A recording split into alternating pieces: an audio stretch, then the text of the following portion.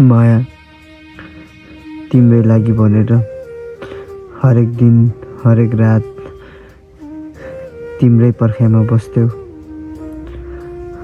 मलाई लाग्छ कता कता डर पनि लाग्थ्यो तिमी मदेखि धेरै टाढा गयो कि भन्ने।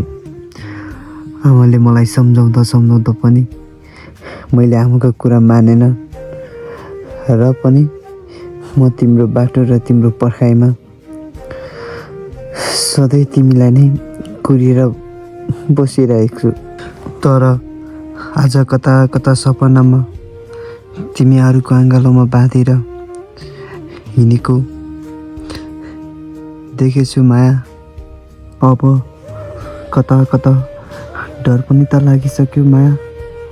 थाहा छैन तिमी फर्किन्छौ या फर्किँदैन, तर म तिम्रो सधैँ तिम्रो बाटो र तिमीलाई पर्खिरहनेछु माया।